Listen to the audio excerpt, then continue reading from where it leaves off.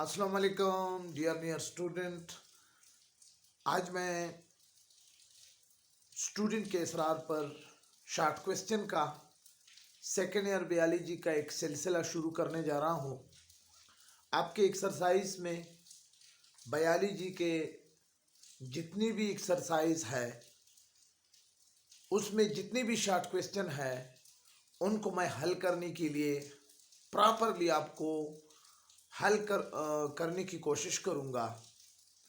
इंशाल्लाह इस सिलसिले में अगर आपने मुझे सपोर्ट किया तो यकीनन पूरी बायोलॉजी के शॉर्ट क्वेश्चन आपके लिए हाजिर होंगे। तो इस सिलसिले के पहली कड़ी है, बहुत ही मुख्तसर वीडियो होगी, 5 मिनट या 6 मिनट से ज़्यादा नहीं होगी, टू द पॉइंट। आपके लिए पेपर में आप जिस तरह लिखना चाहते हैं उसी तरह वही अल्फाज आप इन अल्फाज को याद रखें और इनको समझने की कोशिश करें। तो शुरू करता हूँ। सबसे पहले जी, पहला चैप्टर हमारे साथ है चैप्टर नंबर 14, रेस्पिरेशन का चैप्टर है। पहला क्वेश्चन है, what are the risk factor and causes of TB. आपको पता है टीबी यानी ट्यूबरकुलोसिस, इसके मैं सिर्फ रिस्क फैक्टर और काजेज पे बात करूँगा। मैं आपको पहले भी बता चुका हूं कि टू द पॉइंट मैं आपके साथ बात करूंगा। इंशाल्लाह आपने इन पॉइंट को याद करके सीखने के बाद इंशाल्लाह आप इस के अहल हो जाएंगे कि पेपर में आपको अगर इस तरह के क्वेश्चन आ जाए तो आप उसको प्रॉपर रिप्लाई दे सकेंगे। तो जी, anyone you can get TB, you are at higher risk. ठीक है, अब ये रिस्क फैक्टर क्या है कि भाई वो फैक्टर, वो अवामिल जिसकी वजह से आपको टीबी हो सकती है। ठीक है ना।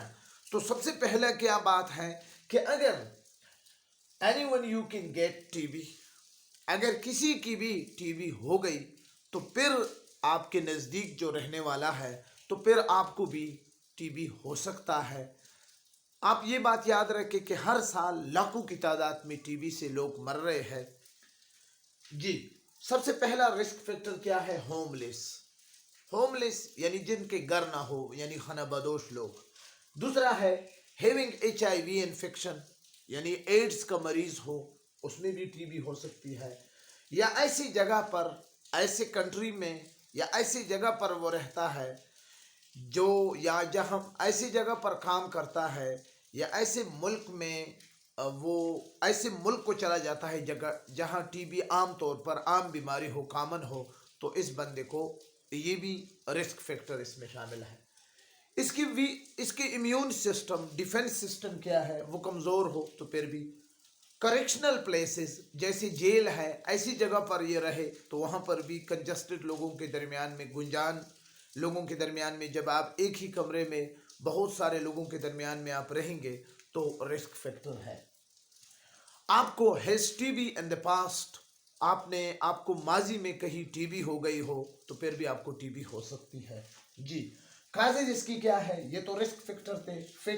काजेज यानी वजूहात, सबसे पहला जो बड़ी वजह है वो तो एक बैक्टीरिया है जिसका नाम है माइकोबैक्टीरियम ट्यूबरकुलोसिस, उस वजह से होती है। इसके बाद अल्कोहलिज्म, शराब नोशी से, सिगरेट स्मोकिंग, जी, और intake of contaminated milk.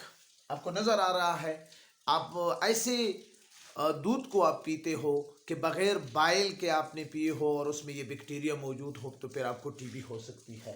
Cupping से, ये ड्रॉपलेट मोड ऑफ ट्रांसमिशन है। कपिंग, स्नेजिंग यानी खांसने से या छींक आने से भी आपको ये बीमारी लग सकती है। लो सोशो इकोनॉमिक स्टेटस, गुर्बत यानी आपका जो एक इक़्तिसादी तौर पर आपका जो स्टेटस है, जो हालात है वो बहुत कमज़ोर है, यानी इंतहाई आप गरीब हो तो लो सोशो इकोनॉमिक स्टेटस यानी गुर्बत भी इसका एक काज है। तो ये इसका क्या है, आप इस स्क्रीन शॉट भी ले सकते हैं।